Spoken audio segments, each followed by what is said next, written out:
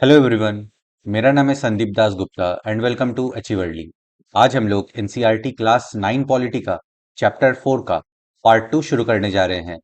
Previous chapter के lectures upload हो चुके हैं और मैंने क्लास 9 पॉलिटी का एक सेपरेट प्लेलिस्ट भी क्रिएट कर दिया है। प्लेलिस्ट का लिंक आपको इस वीडियो के डिस्क्रिप्शन बॉक्स में मिल जाएगा, तो जो लोग नए आए हैं वहां से उन वीडियोस को देख सकते हैं। मैं पढ़ाते हुए इंपॉर्टेंट पॉइंट्स को स्टार मार्क करता हुआ चलूंगा, तो अगर आप बुक से पढ़ रहे हैं आप भी उन पॉइंट्स को स्टार मार्क कर लें, या फिर अगर आप नोट्स बना रहे हैं तो अपने नोट्स में उन पॉइंट्स को लिख लें, क्योंकि वहां से क्वेश्चन आने के चांसेस ज्यादा होते हैं। अगर आपको कुछ डाउट हो तो आप मुझसे कमेंट्स में पूछ सकते हैं या फिर इंस्टाग्राम पे पूछ सकते हैं। इंस्टाग्राम का लिंक आपको इस वीडियो के डिस्क्रिप्शन बॉक्स में मिल जाएगा। एनसीईआरटी के बुक्स को आप एनसीईआरटी की वेबसाइट से फ्री में डाउनलोड कर सकते हैं, तो वहां से आप इस बुक को डाउनलोड कर लें और आज का लेक्चर देखने के बाद एक बार इस चैप्टर को पढ़ लें, जिससे कि आपको और अच्छे से समझ में आ जाएगा। तो चलिए अब आज का लेक्चर शुरू करते हैं। चैप्टर 4, वर्किंग ऑफ इंस्टीट्यूशंस, संस्थाओं का कामकाज। हम लोगों ने पिछले लेक्चर में चैप्टर 4 के पार्ट 1 को कवर कर लिया था। आपको इस वीडियो के डिस्क्रिप्शन बॉक्स में चैप्टर 4 के पार्ट 1 का लेक्चर मिल जाएगा। अगर आपने वो वीडियो नहीं देखा है तो पहले आप उसे देख ले, फिर आज के लेक्चर के साथ कंटिन्यू करें, जिससे कि आपको और अच्छे से समझ में आएगा। आज हम लोग चैप्टर 4 के पार्ट 2 को कवर करने जा रहे हैं। इसमें हम लोग इन टॉपिक्स को एक एक करके डिटेल में समझेंगे। तो चलिए अब आज का लेक्चर शुरू करते हैं। पार्लियामेंट, संसद। In the example of the office memorandum, do you remember the role of parliament? Perhaps not. कार्यालय ज्ञापन के उदाहरण में क्या आपको संसद की भूमिका याद है? शायद नहीं। हमने पिछले लेक्चर में ऑफिस मेमोरेंडम के एग्जाम्पल के बारे में पढ़ा था। उसमें हमने बहुत ही ब्रीफली पार्लियामेंट के बारे में पढ़ा था। Since this decision was not taken by Parliament, you might think that Parliament had no role in it. But let us go back to the story and see whether Parliament figures in it. Office memorandum वाला decision parliament ने नहीं किया था, तो हो सकता है कि आपको लगे इस डिसीजन में पार्लियामेंट का कोई रोल नहीं था। ऑफिस मेमोरेंडम की स्टोरी पे, उसके इवेंट्स पे एक बार फिर नजर डालते हैं और देखते हैं कि उसमें पार्लियामेंट का कहीं पर जिक्र था या नहीं। आप पिछले लेक्चर को देख सकते हैं फॉर बेटर अंडरस्टैंडिंग। चूंकि ये फैसला संसद ने नहीं किया था, लिहाजा आपको लग सकता है कि इस फैसले में संसद की कोई भूमिका नहीं थी। लेकिन पहले हम कुछ घटनाओं पर नजर डालकर देखते हैं कि क्या उनमें संसद का कहीं कोई जिक्र था। Let us recall the points made earlier by completing the following sentences. The report of the Mandal Commission was discussed. मंडल आयोग की रिपोर्ट पर चर्चा हुई थी। हमने पिछले लेक्चर में पढ़ा था कि 1980 में मंडल कमीशन ने अपना रिपोर्ट दिया था और बहुत सारे रिकमेंडेशंस भी दिए थे। पार्लियामेंट में इस रिपोर्ट पर और इन रिकमेंडेशंस पर डिस्कशन हुआ था। The president of India mentioned this in his. Bharat के राष्ट्रपति ने इसका जिक्र किया था। हमने पिछले लेक्चर में पढ़ा था कि पार्लियामेंट में प्रेसिडेंट ऑफ इंडिया ने अपने भाषण में गवर्नमेंट के द्वारा मंडल कमीशन के रिकमेंडेशन के लागू करने के मंशा की घोषणा की थी। The prime minister made a. प्रधानमंत्री ने। हमने पिछले लेक्चर में पढ़ा था कि 6 अगस्त 1990 को यूनियन कैबिनेट ने मंडल कमीशन के रिकमेंडेशंस को इंप्लीमेंट करने का एक फॉर्मल डिसीजन लिया था। अगले दिन prime minister VP Singh ji ने अपने स्टेटमेंट के जरिए पार्लियामेंट के दोनों हाउस को इस डिसीजन के बारे में इंफॉर्म किया। The decision was not directly taken in parliament, but parliamentary discussions on the report influenced and shaped the decision of the government. They brought pressure on the government to act on the Mandal recommendation. ये decision directly parliament में नहीं लिया गया था, but parliament में मंडल commission के report पर जो डिस्कशंस हुए थे उससे गवर्नमेंट की राय प्रभावित हुई थी। पार्लियामेंट में हुए इन डिस्कशंस ने गवर्नमेंट के डिसीजन को शेप किया था। पार्लियामेंट में हुए डिस्कशंस के वजह से ही गवर्नमेंट पे प्रेशर आया था कि वे मंडल कमीशन के रिपोर्ट पर कार्रवाई करे। ये फैसला सीधे संसद में नहीं किया गया था, लेकिन इस रिपोर्ट पर संसद में हुई चर्चा से सरकार की राय प्रभावित हुई थी।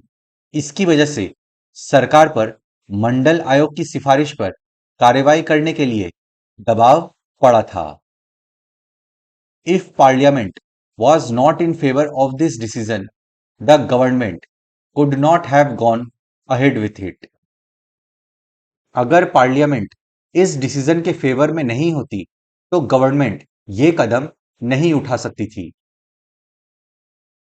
अगर संसद इस फैसले के पक्ष में नहीं होती तो सरकार ये कदम नहीं उठा सकती थी।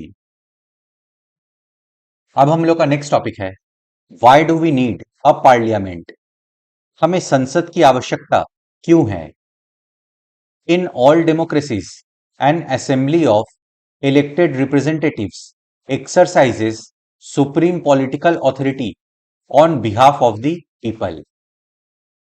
सभी डेमोक्रेसीज में जनता अपने रिप्रेजेंटेटिव्स को चुनती है और फिर यही चुने हुए रिप्रेजेंटेटिव्स की सभा जनता की ओर से पॉलिटिकल अथॉरिटी यानी राजनीतिक अधिकार का प्रयोग करती है। यही इलेक्टेड रिप्रेजेंटेटिव्स जनता के बिहाफ पे इंपॉर्टेंट डिसीजन लेती है, लॉज बनाती है, पॉलिसी बनाती है, शासन करती है। हर लोकतंत्र में निर्वाचित जनप्रतिनिधियों की सभा जनता की ओर से सर्वोच्च राजनीतिक अधिकार का प्रयोग करती है। In India such a national assembly of elected representatives is called parliament. At the state level this is called legislature और लेजिस्लेटिव असेंबली। भारत में इलेक्टेड रिप्रेजेंटेटिव्स के नेशनल असेंबली को पार्लियामेंट यानी संसद कहा जाता है। स्टेट लेवल पे इस असेंबली को लेजिस्लेटिव असेंबली यानी विधानसभा कहते हैं। भारत में निर्वाचित प्रतिनिधियों की राष्ट्रीय सभा को संसद कहा जाता है।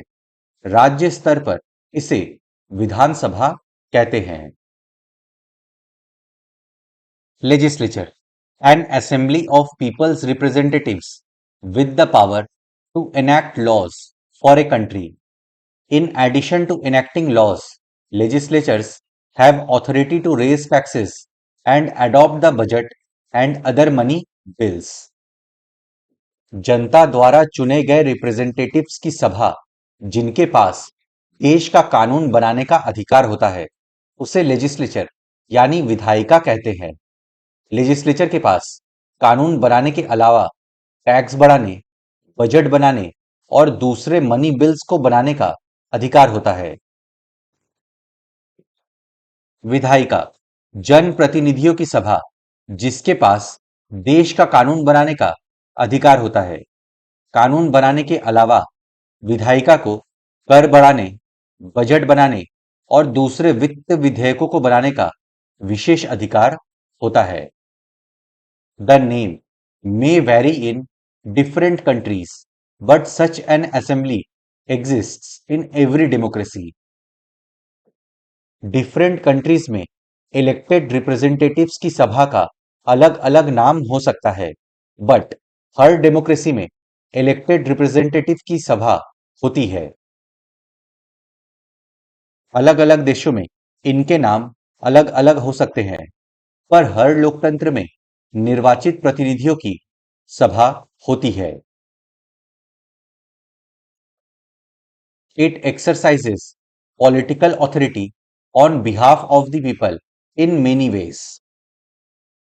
इलेक्टेड रिप्रेजेंटेटिव की सभा जनता की ओर से अलग अलग तरह से अपने राजनीतिक अधिकार का प्रयोग करती है। ये जनता की ओर से कई तरह से राजनीतिक अधिकार का प्रयोग करती है। इसको समझते हैं। First, parliament is the final authority for making laws in any country. This task of lawmaking or legislation is so crucial that these assemblies are called legislatures.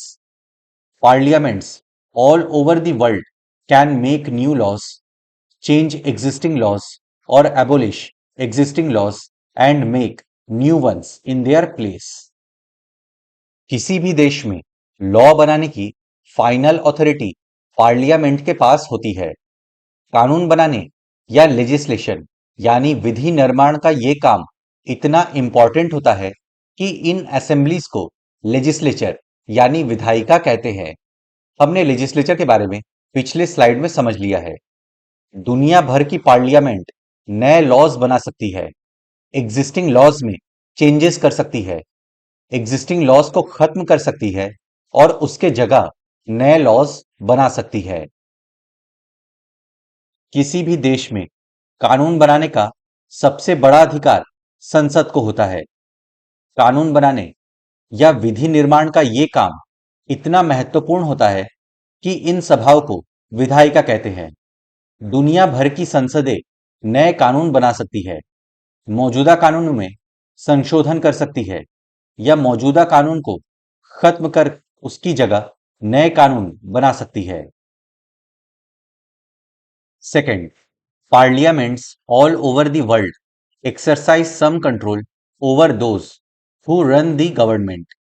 In some countries, like India, this control is direct and full. Those who run the government can take decisions only so long as they enjoy support of parliament. दुनिया भर की parliament कुछ अधिकारों का प्रयोग करके सरकार चलाने वालों पर नियंत्रण रखती है। भारत में ये कंट्रोल डायरेक्ट है, मतलब जो सरकार चलाते हैं वो तभी डिसीजन ले सकते हैं जब उन्हें पार्लियामेंट में पूर्ण समर्थन प्राप्त हो। दुनिया भर में संसद सरकार चलाने वालों को नियंत्रित करने के लिए कुछ अधिकारों का प्रयोग करती है। भारत जैसे देश में उसे सीधा और पूर्ण नियंत्रण हासिल है। संसद के पूर्ण समर्थन की स्थिति में ही सरकार चलाने वाले फैसले कर सकते हैं। Third, parliaments control all the money that governments have. In most countries the public money can be spent only when parliament sanctions it. Parliament सरकार के पैसों पर कंट्रोल रखती है, मतलब गवर्नमेंट अपने मन मर्जी से कहीं भी खर्च नहीं कर सकती। ज्यादातर देशों में पार्लियामेंट की मंजूरी के बाद ही पब्लिक मनी यानी सार्वजनिक पैसे को खर्च किया जा सकता है। सरकार के हर पैसे पर संसद का नियंत्रण होता है।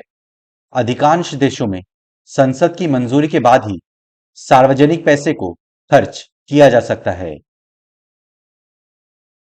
Fourth, parliament is the highest forum of discussion and debate on public issues and national policy. In any country, Parliament can seek information about any matter. Public issues पे, नेशनल पॉलिसी पे डिबेट करने के लिए, discussion करने के लिए parliament highest forum है। Parliament किसी भी मैटर पे इंफॉर्मेशन मांग सकती है। सार्वजनिक मसलों और किसी देश की राष्ट्रीय नीति पर चर्चा और बहस के लिए संसद ही सर्वोच्च संघ है। संसद किसी भी मामले में सूचना मांग सकती है। अब हम लोग का नेक्स्ट टॉपिक है टू हाउसेज ऑफ पार्लियामेंट। संसद के दो सदन। Since parliament plays a central role in modern democracies, most large countries divide the role and powers of parliament in two parts. They are called chambers or houses. Modern democracy में संसद एक important role play करती है। ज्यादातर बड़े देशों ने parliament के पावर को और उसके भूमिका को दो हिस्सों में बांट दिया है। इन्हें चेंबर या हाउस कहते हैं। चूंकि आधुनिक लोकतंत्रों में संसद बड़ी महत्वपूर्ण भूमिका निभाती है, लिहाजा अधिकांश बड़े देशों ने संसद की भूमिका और अधिकारों को दो हिस्सों में बांट दिया है। इन्हें चेंबर या सदन कहते हैं। One house is usually directly elected by the people and exercises the real power on behalf of the people. The second house is usually elected indirectly and performs some special functions. पहले house के members जनता द्वारा चुने जाते हैं। जनता द्वारा चुने गए ये इलेक्टेड रिप्रेजेंटेटिव्स जनता की ओर से अधिकारों का प्रयोग करते हैं। दूसरे हाउस के मेंबर्स यूजुअली इनडायरेक्टली चुने जाते हैं और कुछ विशेष काम करते हैं। पहले सदन के सदस्य आमतौर से सीधे जनता द्वारा चुने जाते हैं और जनता की ओर से असली अधिकारों का प्रयोग करते हैं। दूसरे सदन के सदस्य अमूमन परोक्ष रूप से चुने जाते हैं और कुछ विशेष काम करते हैं। The most common work for the second house is to look after the interests of various states, regions और फेडरल यूनिट्स। दूसरे हाउस का मोस्ट कॉमन काम है वेरियस स्टेट्स, रीजन्स और फेडरल यूनिट्स के इंटरेस्ट की देखभाल करना। दूसरे सदन का सामान्य काम विभिन्न राज्य, क्षेत्र और संघीय इकाइयों के हितों की निगरानी करना होता है। In our country, Parliament consists of two houses. The two houses are known as the Council of States, Rajya Sabha, and the House of the People, Lok Sabha. हमारे देश में पार्लियामेंट में दो हाउस है। एक को काउंसिल ऑफ स्टेट्स यानी राज्यसभा कहा जाता है और दूसरे को हाउस ऑफ पीपल यानी लोकसभा कहा जाता है। हमारे देश में संसद के दो सदन हैं। दोनों सदनों में एक को राज्यसभा काउंसिल ऑफ स्टेट्स और दूसरे को लोकसभा हाउस ऑफ पीपल के नाम से जाना जाता है। The president of India is a part of parliament, although she is not a member of either house. That is why all laws made in the houses come into force only after they receive the assent of the president. President of India भी parliament का part होता है। हालांकि president दोनों house में से किसी का भी मेंबर नहीं होता, इसलिए पार्लियामेंट के हर डिसीजन प्रेसिडेंट की मंजूरी के बाद ही लागू होते हैं। भारत का राष्ट्रपति संसद का हिस्सा होता है, हालांकि वो दोनों में से किसी भी सदन का सदस्य नहीं होता, इसलिए संसद के फैसले राष्ट्रपति की मंजूरी के बाद ही लागू होते हैं। इस पॉइंट को आप स्टार मार्क कर लीजिए। लोकसभा वर्सेस राज्यसभा। लोकसभा बनाम Rajya Sabha. Which of the two houses is more powerful? It might appear that the Rajya Sabha is more powerful, for sometimes it is called the upper chamber and the Lok Sabha the lower chamber. सवाल ये आता है कि कौन सा house ज्यादा powerful है। ऐसा लग सकता है कि राज्यसभा ज्यादा पावरफुल है, क्योंकि कभी-कभी राज्यसभा को अपर हाउस भी कहते हैं और लोकसभा को लोअर हाउस कहते हैं। दोनों सदनों में से अधिक प्रभावशाली कौन है? राज्यसभा को कभी-कभी अपर हाउस और लोकसभा को लोअर हाउस कहा जाता है। But this does not mean that Rajya Sabha is more powerful than Lok Sabha. This is just an old style of speaking and not the language used in our constitution. लेकिन इसका मतलब ये नहीं है कि राज्यसभा लोकसभा से ज्यादा पावरफुल है। ये बस बोलने का पुराना स्टाइल है। हमारे संविधान में इस भाषा का इस्तेमाल नहीं किया गया है। इसका ये मतलब नहीं है कि राज्यसभा लोकसभा से ज्यादा प्रभावशाली होती है।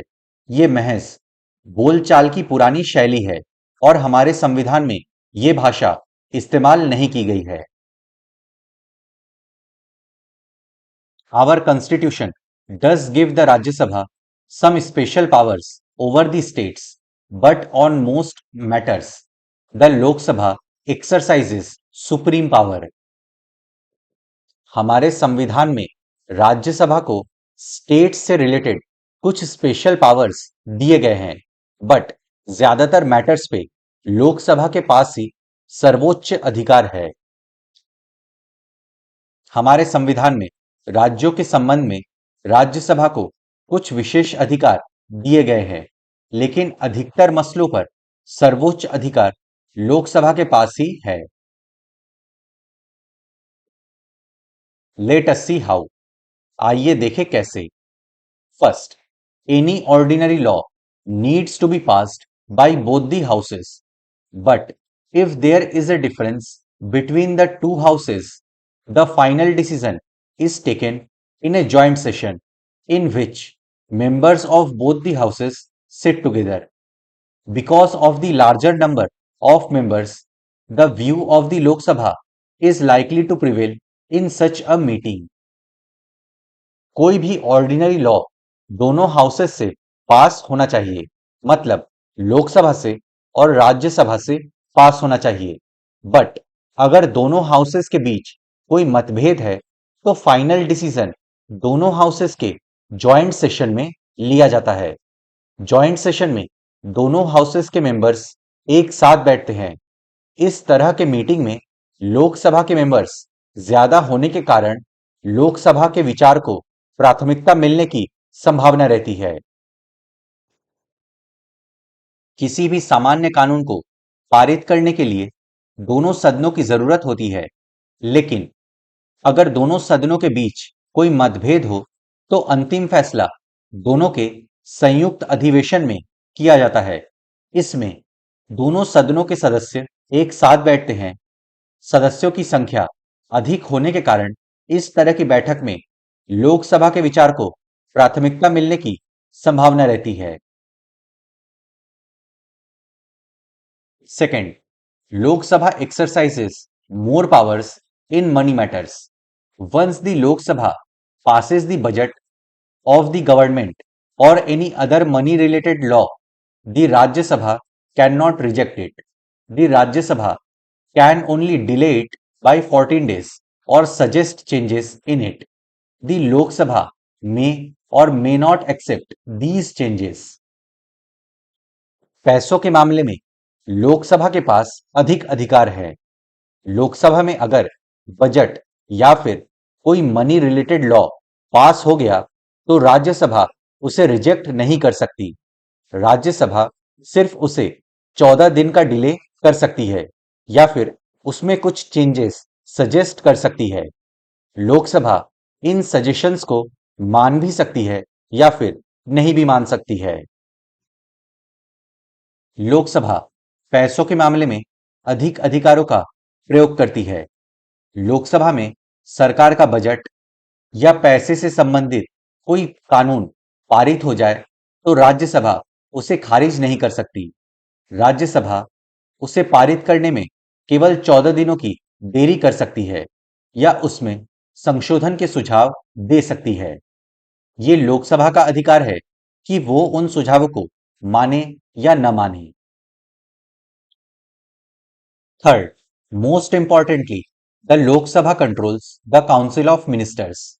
Only a person who enjoys the support of the majority of the members in the Lok Sabha is appointed the Prime Minister. If the majority of the Lok Sabha members say they have no confidence in the Council of Ministers, all ministers, including the Prime Minister, have to quit. The Rajya Sabha does not have this power. Lok Sabha council of ministers को control करती है। सिर्फ वही व्यक्ति prime minister बन सकता है जिसे लोकसभा में मेजोरिटी ऑफ मेंबर्स का समर्थन प्राप्त हो, मतलब लोकसभा में बहुमत हासिल हो। अगर लोकसभा के मेजोरिटी ऑफ मेंबर्स ये बोल दे कि उन्हें काउंसिल ऑफ मिनिस्टर्स पर विश्वास नहीं है, तो प्राइम मिनिस्टर के साथ सभी मिनिस्टर को अपना पद छोड़ना होगा। राज्यसभा के पास ये पावर नहीं है। सबसे बड़ी बात तो ये है कि लोकसभा मंत्रिपरिषद को नियंत्रित करती है। सिर्फ वही व्यक्ति प्रधानमंत्री बन सकता है जिसे लोकसभा में बहुमत हासिल हो। अगर आधे से अधिक लोकसभा सदस्य ये कह दे कि उन्हें मंत्रिपरिषद पर विश्वास नहीं है, तो प्रधानमंत्री समेत सभी मंत्रियों को पद छोड़ना होगा। राज्यसभा को ये अधिकार हासिल नहीं है। अब हम लोग का नेक्स्ट टॉपिक है पॉलिटिकल एग्जीक्यूटिव, राजनैतिक कार्यपालिका। Do you remember the story of the office memorandum with which we started this chapter? We found out that the person who signed the document did not take this decision. He was only executing the policy decision taken by someone else. हमने पिछले lecture में office memorandum के बारे में पढ़ा था। उसमें हमने देखा कि जिस व्यक्ति ने ऑफिस मेमोरेंडम पे साइन किया था, उसने वो डिसीजन नहीं लिया था। वो व्यक्ति केवल उस डिसीजन को लागू कर रहा था। क्या आपको उस सरकारी आदेश की कहानी याद है जिससे हमने इस अध्याय की शुरुआत की थी? हमने पाया कि जिस व्यक्ति ने इस दस्तावेज पर हस्ताक्षर किए थे, उसने ये फैसला नहीं किया था। वो केवल एक नीतिगत फैसले को लागू कर रहा था जिसे किसी और ने किया था। We noted the role of the Prime Minister in taking that decision, but we also know that he could not have taken that decision if he did not have support from the Lok Sabha. In that sense, he was only executing the wishes of the parliament.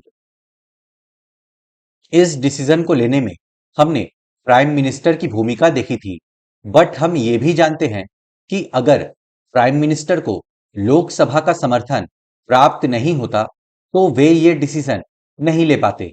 इसका मतलब prime minister केवल संसद की मर्जी को लागू कर रहे थे। हमने ये फैसला करने में प्रधानमंत्री की भूमिका देखी थी, लेकिन हम ये भी जानते हैं कि अगर उन्हें लोकसभा का समर्थन नहीं होता, तो वे ये फैसला नहीं कर सकते थे।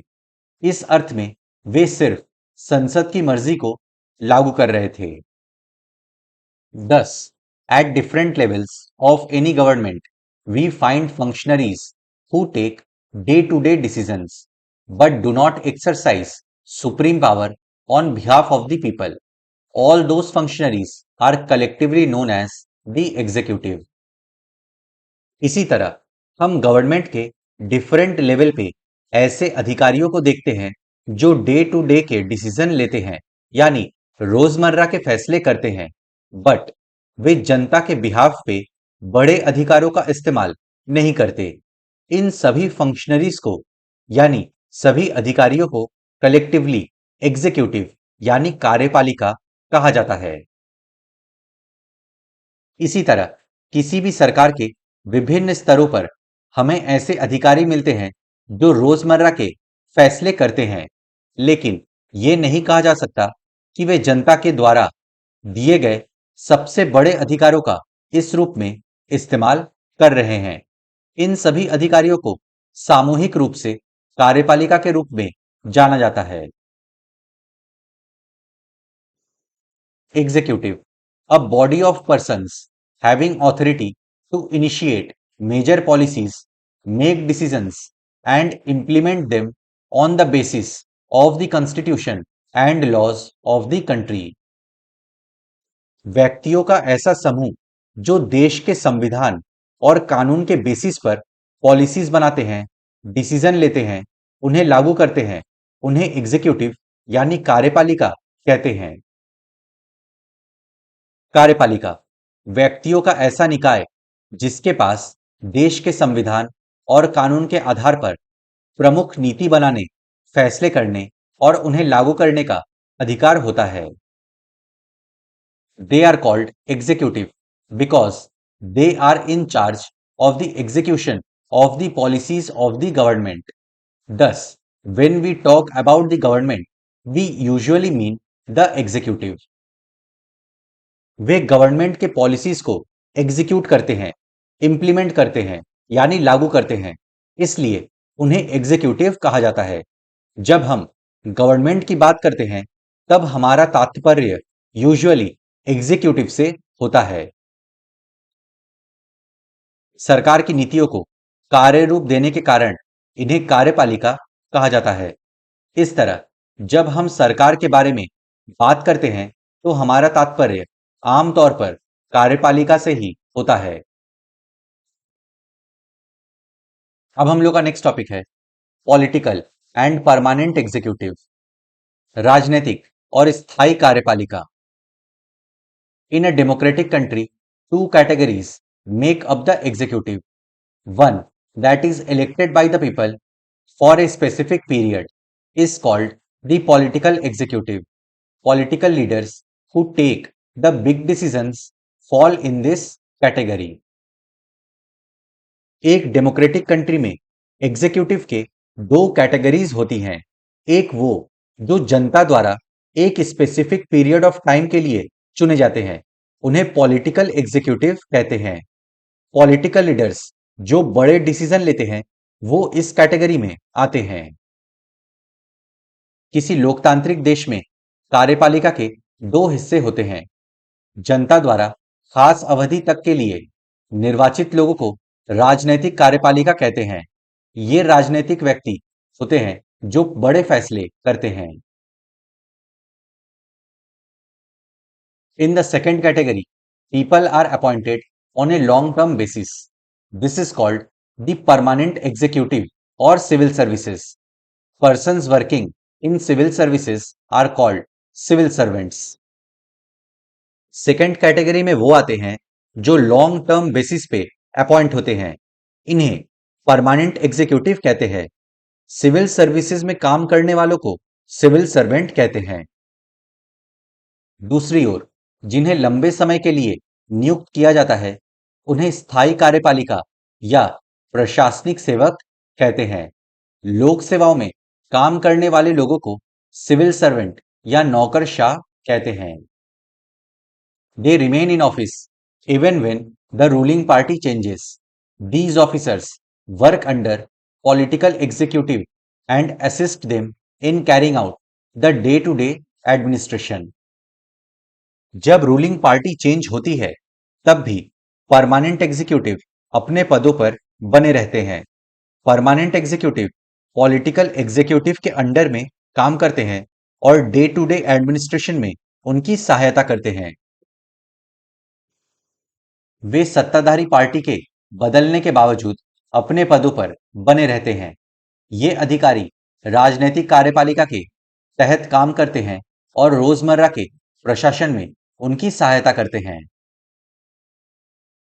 You might ask, why does the political executive have more power than the non-political executive? Why is the minister more powerful than the civil servant? आपके मन में एक सवाल आ सकता है कि पॉलिटिकल एग्जीक्यूटिव परमानेंट एग्जीक्यूटिव की तुलना में ज्यादा पावरफुल क्यों है? मिनिस्टर सिविल सर्वेंट से ज्यादा पावरफुल क्यों है? आप पूछ सकते हैं कि राजनैतिक कार्यपालक को गैर राजनैतिक कार्यपालक से ज्यादा अधिकार क्यों होते हैं? मंत्री किसी नौकरशाह से ज्यादा प्रभावशाली क्यों होता है? The civil servant is usually more educated and has more expert knowledge of the subject. The advisors working in the finance ministry know more about economics than the finance minister. Civil servant ज्यादा पढ़ा लिखा होता है, उसको ज्यादा expert knowledge होता है। Finance ministry में जो एडवाइजर्स होते हैं, उन्हें इकोनॉमिक्स के बारे में ज्यादा पता होता है फाइनेंस मिनिस्टर की तुलना में। नौकरशाह अमूमन अधिक शिक्षित होता है और उसे विषय की अधिक महारत और जानकारी होती है। वित्त मंत्रालय में काम करने वाले सलाहकारों को अर्थशास्त्र की जानकारी वित्त मंत्री से ज्यादा हो सकती है। Sometimes the ministers may know very little about the technical matters that come under their ministry. This could easily happen in ministries like defense, industry, health, science and technology, mines, etc.